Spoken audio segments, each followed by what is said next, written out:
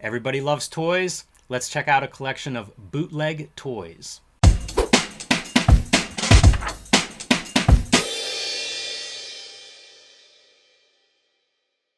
Hello and welcome to your favorite YouTube channel, Cartoonist Kayfabe. My name is Jim Rugg. I'm Ed Piscor. Excited to look at some toys today, something we don't usually do, but first I want to remind everybody that Cartoonist Kayfabe is a daily comic book YouTube channel with over 1,600 videos in our catalog. You can search for all of those on the Cartoonist Kayfabe YouTube homepage, enter your favorite books, your favorite creators, and chances are we may have already covered those. I also want to let everybody know that we have a Cartoonist Kayfabe Patreon with different levels. It'll get you access to our videos early, and at the top level, the King Kayfaber level, you will get access to all of our videos first because you get to sit in on the recording session. This will give you a leg up on the Kayfabe effect if we cover something that you want to add to your collection, and possibly Toy Rotten Zine is one of these items. You want to be the first one in line to get it because some of this stuff is limited. It's hard to find. It goes up in price once people start looking for it. So check out the Cartoonist Kayfabe Patreon and see which level suits you best.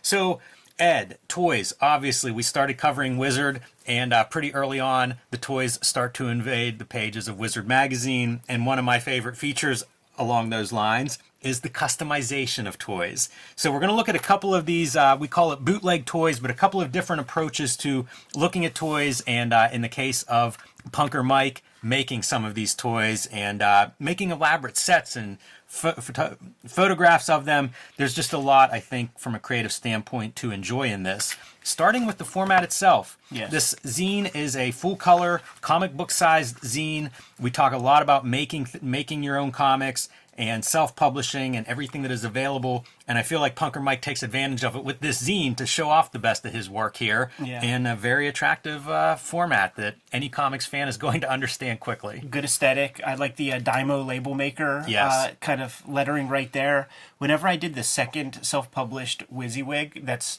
they were square-shaped books, so I grabbed a 5-inch floppy, scanned that in, and then I actually bought a Dymo label maker to do my byline so that you catch the shading and all that stuff. Yeah, I love it. It's funny. I wonder if people today recognize it. You know, as a kid, this was a thing. Straight up. Yeah, it's crazy because, I know people in Gen Z, right? And I show them, like, the digital font, and it doesn't read as computer or anything like that to them any longer. Like, I forgot what they said, but they might have said old-fashioned. Yeah. But it definitely had nothing to do with digital components. That's funny.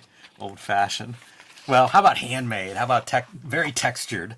You know, they have that raised surface. This is stuff that, like, my grandfather is where I would find this. Like, I don't think I even had one of these as a kid. I use it for my artist editions. I have them laying out on top, man, in their boxes. So I have my Dymo label maker to let me know, where's the Sorenko one and all that. That's a good use for them. It feels like the right fit. Here's some contact info for Punker Mike. If you want to follow him on Instagram, where you'll see some of this kind of stuff, if you want to email him about tracking down one of these things, and a YouTube channel, Punker Mike, where I imagine he is showing demos of making some of this stuff. And the little bit of background here on your intro page, the stuff he grew up idolizing and collecting being the influence on what he does: comics, Toy Fair, Wizard, skate mags, VHS, album covers, punk flyers. I feel like this is the DNA of our generation. Yeah, I think he did the graphic design for Cartoonist Kayfabe Brothers, the video game. Let me just show that off real quick. Yeah, dude. Check this out, man. It's an actual playable game. It's ROM hacked, so you play as Eddie P or Jim Rugg, and the Bowser at the end of each board, it is Frederick Wortham. Instead of a mushroom, it's a like a little X symbol. Like the X-Men symbol. And then, see, Punker Mike even does this kind of thing where, like, he even has all the cautions and all that shit, and it's right. And you can know it's him because it says Punktendo. Yeah, super cool. And then he gave us the VHSs for episode 1 of Cartoonist Kayfabe, and, like, the black clamshell VHS with the Be Kind Rewind stickers and stuff. So the dude is super thorough. He's of our generation, and he sort of leaves no stone unturned when it comes to the design of whatever he's putting together. Yeah, and we're going to see it as we go through here because he is very creative. It's not going to be a lot of repeating like any formats from page to page, but a lot of notes throughout here of what he's making and what he's making stuff from, like the playing cards for this Gambit figure. those are cards he made himself on cardstock paper, Right. two-sided printing, and then cutting them up himself. So it's great, again, as a creative person who I don't have very many connections to toys or to making toys, but I can really appreciate this kind of stuff. He amps it up, and all you got to do is see the original figure and see what he does to realize that, like, okay, he's not completely happy with sort of the base model, and he pushes the stuff. I remember, and I'm not sure if it's in this zine or not, but there was the clown from Akira. Yes, it's in here. Okay, It's in cool. here, and it is fantastic. Okay, cool. It's a step-by-step. We'll let that be. There's some mind-blowing stuff in there, Yeah. too. Yeah, that's a fun one. It's cool that he has these notes, too, of, like, how he's getting these figures suspended in the air. You know, I was looking at this and assuming, you know, you just put them on strings or, who knows, maybe even shoot them on green screen and then compose them digitally, but not so. He's actually doing wooden skewer sticks to put them in the right position. And I love, like, we talk so much when we look at drawings of, like, body language and weight and movement, and I feel like this figure kind of half rolling off the table and half covering himself, that's amazing as body language. Yeah, absolutely. Details like the photography where, like, your depth of field kind of contributes to isolating a figure but also having a cool background. You see a lot of that stuff, and even like sequential stuff. I love this. He stomps him on the face and there's blood squirt, which, I don't know, wax and food color maybe. That's the stuff that I was always so curious about in stop motion animation, when you would have like a smoke or something. Like, you could identify, when you isolate a frame, it's like, oh, that's a little cotton ball, but how do you Yes. fucking animate it? Yeah, that's so true. Once in a while you can see the time delay, like maybe behind the scenes of stop motion, and it's Right. really interesting to watch how that works, where it's just the smallest movements over and over. So this was a really fun page. These are taking figures, I guess these slam dunk figures exist, but then setting them up to recreate panels from the manga. Right. Which is super cool. The one note I had on this is, I feel like we needed a close-up. You know, like that face in close-up. Let's see some sweat on the brow, something like that. But otherwise, like, really great seeing the action and the idea of recreating panels as a toy presentation. That makes total sense to me. See, I feel like when Punker Mike first sort of came on the radar, he hooked me up with these, like, very tiny, like a milk crate. Yeah, like a milk crate that had, like, records in it that was a super small miniature. Yes. Yeah, and if you look at his backgrounds, like, that's one of those things I really like. This is kind of a funny one because it's almost like old toys, you know, where you would cut them out and have, like, the fold-up instructions. By the way, Chris Ware, you know, you would see that in a lot of his work. But whenever you get into these backgrounds, like the stuff on the walls or, you know, a pizza box in the foreground, that little miniature stuff, it blows my mind. He makes all of it. Yes. None of this is found resources. It's super awesome. Little set of tools to use. All right, here is your Joker from Akira that you were talking about. You see the two figures that he starts with, base figure, donor figure, and then kind of goes to work showing us how does he actually do this? What are these parts? And it really gets amazing whenever it's grafting one face onto another shaped head. Yeah, that's the most memorable piece for me, because, like, I just have no idea about kitbashing and what all that stuff entails. So he was so clear online about how he approached this, and I never forgot this sequence right here where he takes a Balrog, or M. Bison in Japan, and amps it up. I wish, you know, I have Akira toys, but I don't have the clown to show you. Sort of, the McFarlane clown is okay. It's not bad, but Punker Mike really fucking adds to it. He figured it out, as far as I'm concerned, with the body type. That's such a unique body. And he talks, you know, there's a note in here that he has, like, fabric that's glued to the legs. And he says he hasn't seen that done before. So an interesting innovation. Not sure how it works. I think it works amazing. Like, I think it looks so good. Again, within this figure that has an unusual body type, to me, that's a great looking detail. Here's our, we get a page here. You mentioned the Cartoonist Kayfabe VHS. I have that proudly on my shelf at home next to my workstation. And you can see a picture here. X-Men Grand Design doctored Nintendo cartridge. So some pretty cool stuff. He made a commercial, and, Yeah. and you know what? I should probably send that to you to weave into this video if I could find it, man. But the Pittsburgh Powerhouse, where Punker Mike himself dresses up like the Macho Man. Yeah, it's fantastic. And, you know, some of these miniatures that he makes, populating this little setting with a bunch of comic books. Those are all custom-made small comics, you know? It's such a great detail. And it's our shit. Yes. You know, Street Angels, it's Hip Hop Family Trees, it's Red Room. Even like the little mini comic box, super cool details. I have made boxes like that for mini comics, and they're a pain in the ass, I cannot imagine making one that's like this big. Right. Be a nightmare. Another Akira piece. I think this one's all custom on his part. Talks about finding like using tons of tech pieces, random tech pieces. It's pretty fun to think of like what that would look like, because I knew dudes that would do like custom models, like model cars, and they would have just like practically a junkyard Totally. of these parts. I was just watching Ghostbusters for the first time in forever, and the containment unit that's like in the basement. You see these hoses that they are so clearly Hoover vacuum, like the part where you get like the long arm piece, like the tubes, like that's totally what they used. That's funny. This video is brought to you by the comics that we make. My latest, Street Angel Princess of Poverty and Street Angel Deadliest Girl Alive. Collect all of my Street Angel comics, both volumes available now. True Crime Funnies, BW Zine, and 1986 Zine are my self-published efforts. You can get those at patreon.com/JimRugg or jimrugg.com. And Hulk Grand Design, my contribution to the Grand Design series from Marvel Comics. Ed Piskor's latest, Switchblade Shorties, is now available online. Follow the Cartoonist Kayfabe, Ed Piskor, or Switchblade Shorties accounts to read a daily comic strip featuring the Switchblade Shorties. Hip Hop Family Tree Omnibus, featuring 150 extra pages in addition to the entire Hip Hop Family Tree comic book series. X-Men Grand Design, all 3 volumes now in one easy to find trade paperback. And the latest volume of Red Room, Crypto Killers, and a reminder that all of the Red Room volumes are self-contained. Pick up any volume is the perfect place to begin.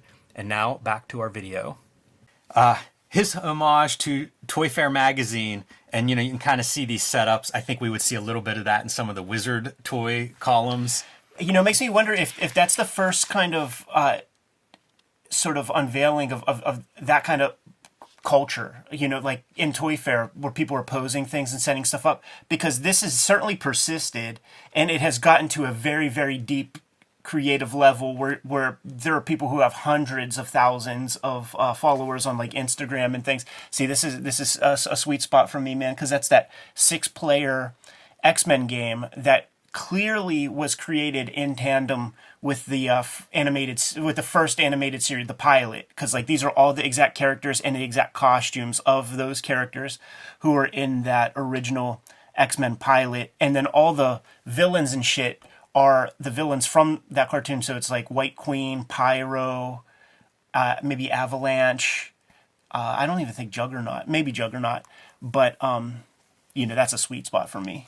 By the way, these cabinets are all built from scratch using balsa wood and custom sticker sheets. So super cool whenever you see those arcade games in the back. In today's world, that may be photoshopped in. It's amazing to actually make the miniature sets and see it. When you see and you hear about the balsa wood, like there's stuff like the Beetlejuice movie where the Alec Baldwin character is like making his like little town and it's made of balsa wood. And so when you hear about this balsa wood, and that's like the wood that's at all the hobby shops and stuff, it's so fucking malleable. Yeah.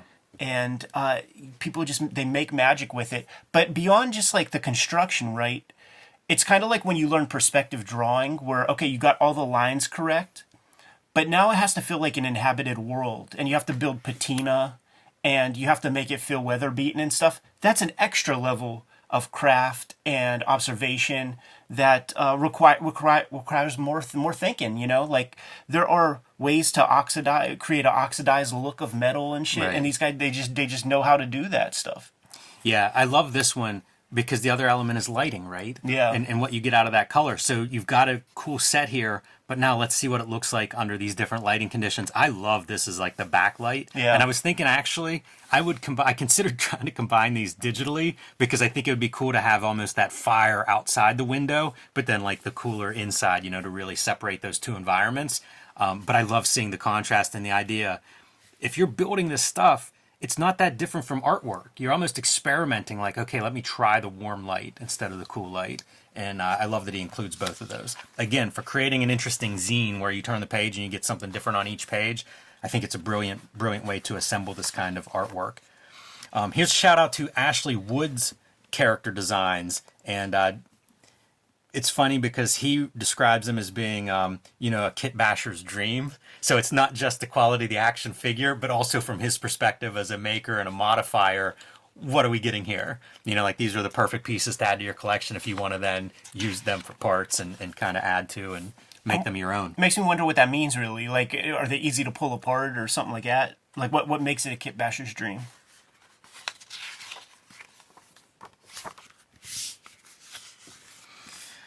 Inventing some of these characters or creating scenes for them. Blind Cowboy, one of the favorite 3A figures of his, so now sets up a sidekick for Blind Cowboy, where you're almost now creating stories out of these characters, right?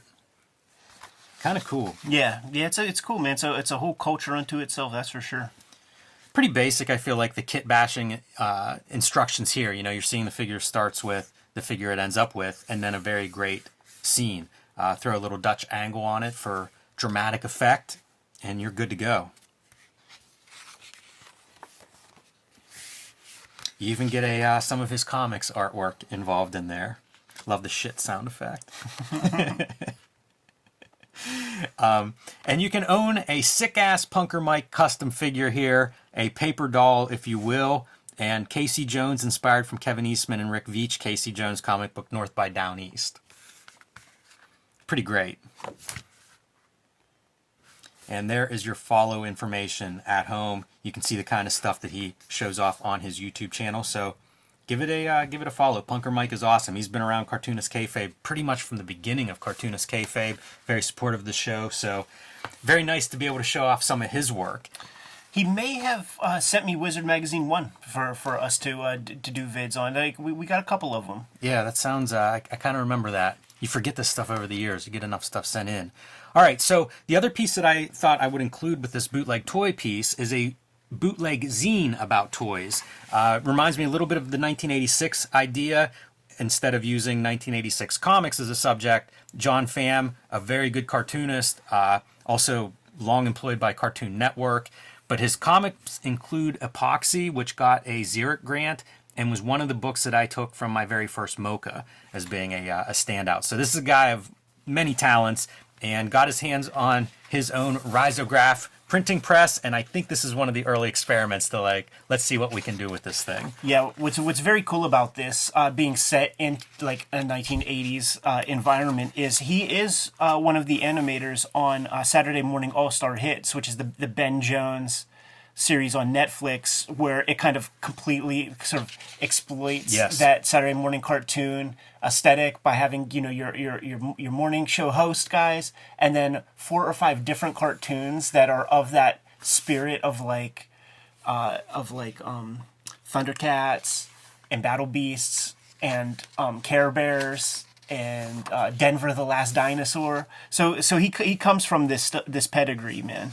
Yeah, and I think that looking at these, you can see that his interest in toys is not just surface level either, because these look like Japanese catalogs. Right. In this case, like Transformers ads. Yeah, like the original I had that Megatron figure when I was a kid, and I hated it. Like, it was such a lame robot. You know, like the gun was kind of made sense, but when he transformed, it was pretty awkward. Did he really? I thought he's even more crude than this one. Yeah, that's a flattering photo. Okay. But I was not very happy with it as a kid. Some of the text pieces, like the one that I passed, it details the history of these action figures in the early 80s, you know, pretty much making the case for action figures for boys, and it talks about like the history of those with Star Wars figures that weren't available for Christmas the first year. Right, famous story. But you could buy the box, and it had a certificate that you could then cash in. Yeah, with like a guarantee that like you will get your toys in March. It's interesting to see something like this, which is, I assume, a professional ad, or at least maybe a box art or something for this model art. And it's like, this is what you see Punker Mike doing, and what you see other kit bashers doing is setting up these kinds of scenarios. So, you know what? It's all making so much more sense now, man, because we grew up in this era. And whenever there would be a G.I. Joe commercial where they're on fucking dioramas with bombed out Blitzkrieg buildings and shit, as a kid, I was like, well, can't you sell us those too? Like, sell me some of that felt grass. Right. And, you know, a little tributary that I could have my fucking hovercraft go through to, like, actually make sense that I have a bridge layer and all this kind of thing. Like, sell me that stuff. Sell me the trees. Do you realize those guys would have been like special effects artists that were putting those backgrounds together back then? Yeah, totally. Jim Cameron putting together the G.I. Joe backdrop. But then it's like, you think about the rich history of model trains, you could probably buy all that shit at like Bill and Walt's, really, you know? Yeah, that's where I would look. I just went to one of the big, holidays means model trains sets are open up or on display for the holidays, and I went to a big one, 2 stories, and that's exactly it. Like, you can see all those little pieces, and those guys are happy to tell you all about it. Yeah. And that's where they come from. Hobby stores, they have bits of that, and then you modify it. Like, you'll see them painted a little bit, maybe painted colors if it's like tree. This is a fall scene, so you got to paint your tree a little bit, get the color foliage. We actually, like, someone I know, they built a small diorama, and we went to the hobby shop to buy some of that stuff, and like the boxes of shit that you're buying, like, some of them are from the 60s. Like it's not like they really make that stuff new anymore. So Right. we bought some like sewer culverts and shit that like are the oldest plastic. It's a wild culture. This one's pretty good. I imagine these come out of maybe like catalogs. You Yeah, used to have like all your like Sears Christmas catalogs catalogs were and such stuff. a big deal as a kid.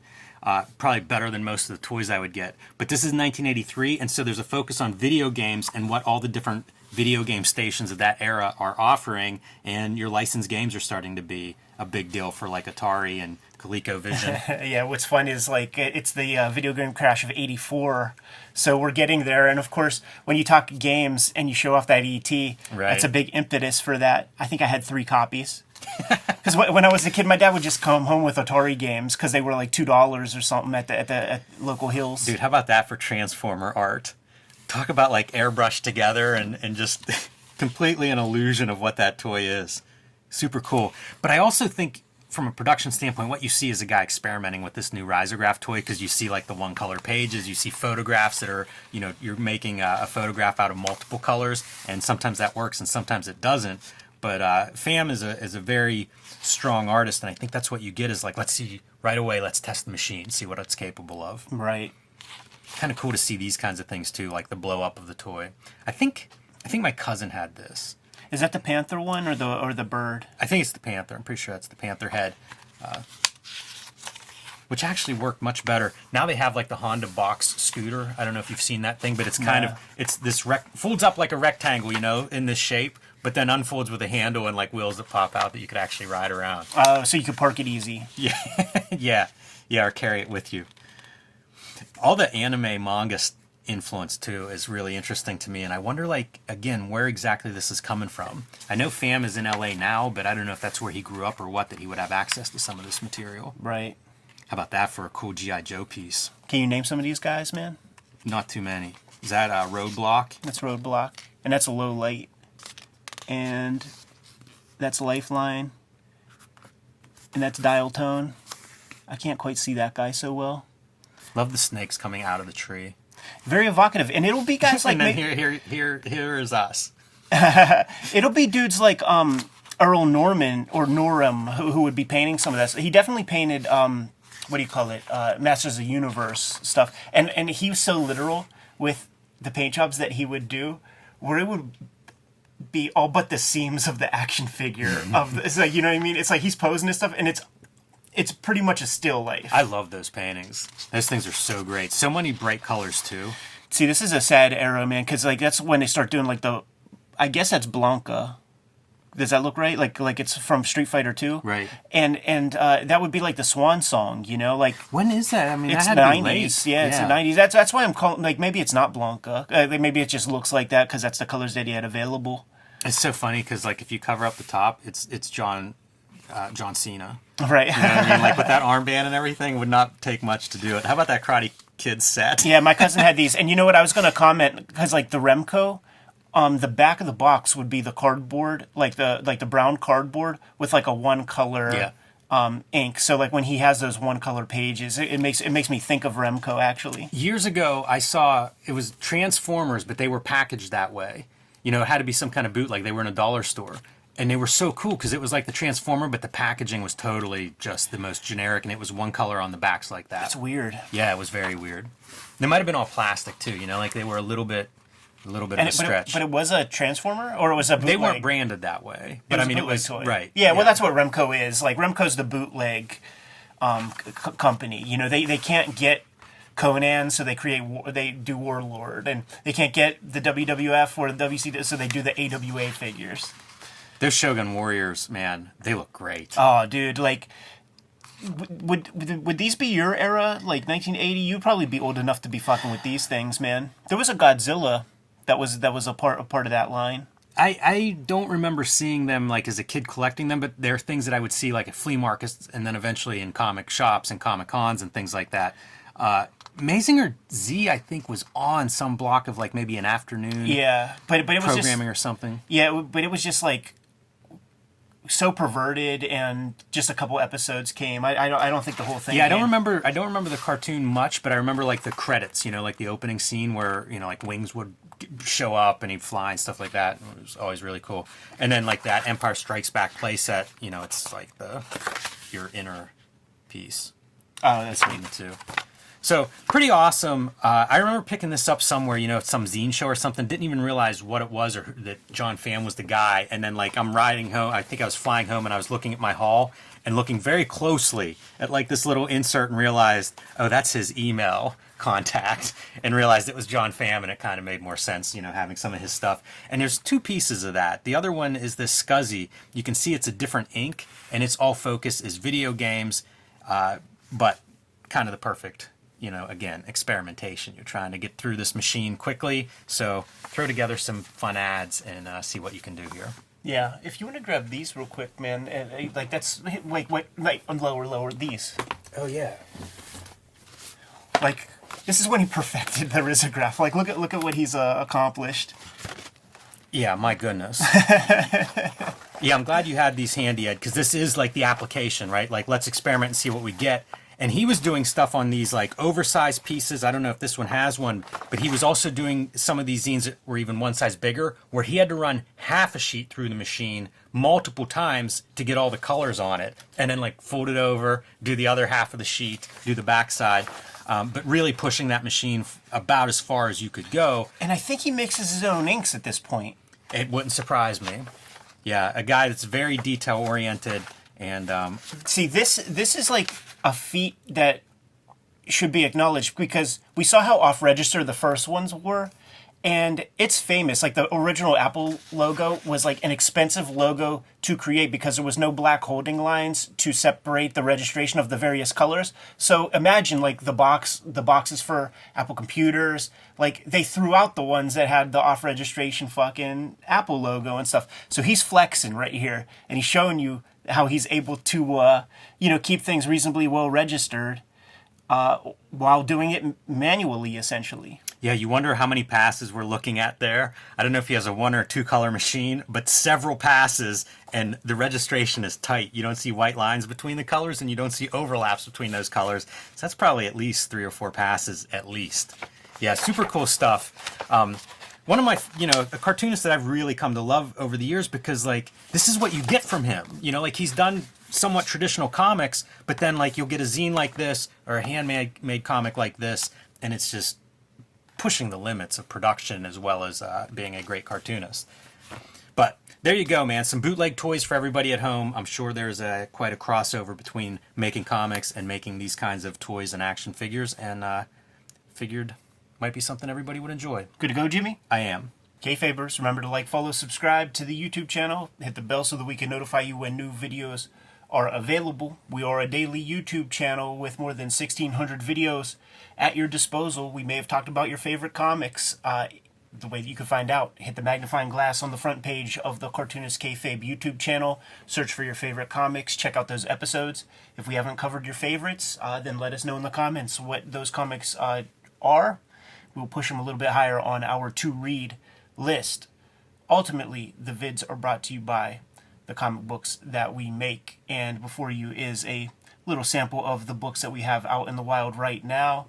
I'm working on a daily strip these days. It's called Switchblade Shorties. Started January 1st of 2024. Highlighting these young characters on a daily basis, going through all sorts of crazy adventures and solving life's problems without the supervision of adults. But don't get it twisted, it's still an Eddie P comic, which is to say, it ain't that young adult stuff that you're used to.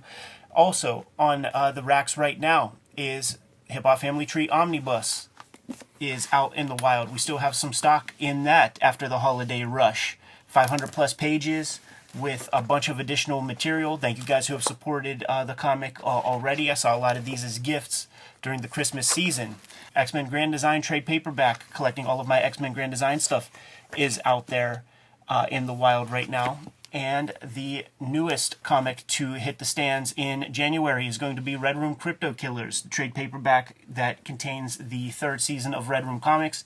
4 stories in here. All stories are completely self-contained. That goes for all of the Red Room trades. So if you see any of these in the wild, scoop them up, give them a shot, then check out more Red Room Comics. Jimmy, what do you have?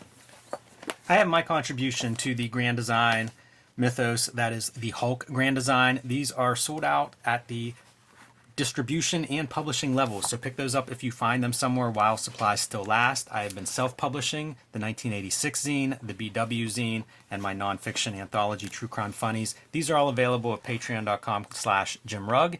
And my latest Street Angel book, Princess of Poverty and Deadliest Girl Alive, available from Image Comics, featuring the homeless ninja on a skateboard. Both self-contained. Read them in any order. Read them together and you'll have all the Street Angel comics that I have made so far. The books are the most important part in keeping the Kayfabe channel alive. Support the books, you support the creators, you support the channel. There are some ways to directly support the Cartoonist Kayfabe YouTube channel, however. One of those is the Patreon.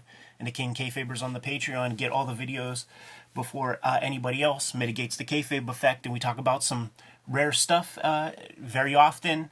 The King Kayfabers are the ones that get that material first, and sometimes those comics are pretty cheap online before our kings get a hold of them. But what are some of the other ways, Jimmy? You can subscribe to the Cartoonist Kayfabe e-newsletter at the links below this video. You can also find Cartoonist Kayfabe t-shirts, merchandise, hats, mugs, stickers, and more at our spread shop. That link is also under this video. There you have it. All the ways to support the Cartoonist Kayfabe channel. Jimmy, give them those marching orders and we'll be on our way. Read more comics.